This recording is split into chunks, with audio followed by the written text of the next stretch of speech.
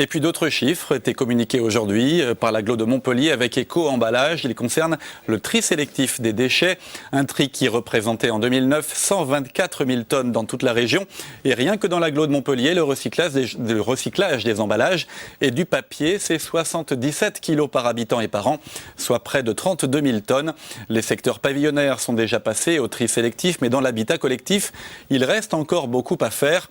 On écoute Louis Pouget, président d'ACM, les HLM de l'agglo, au micro de Jean Brun. Aujourd'hui, il faut que tout le monde se mette à trier de manière à ce qu'on soit beaucoup plus performant sur le traitement des déchets.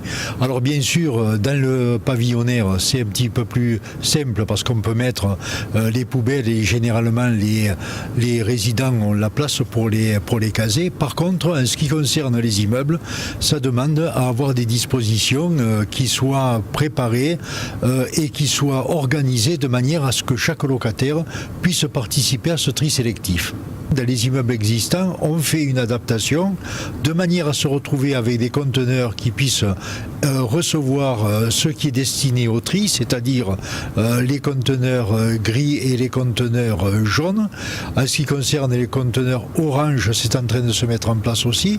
Et par contre, ce que nous faisons, c'est que dans les résidences qui sont en préparation aujourd'hui et que nous sommes en train de construire, là, le tri a été prévu à la construction. Ça veut dire que ce n'est plus de l'adaptation, c'est quelque chose qui sera beaucoup plus opérationnel et qui permettra aux locataires de pouvoir trier dans de meilleures conditions.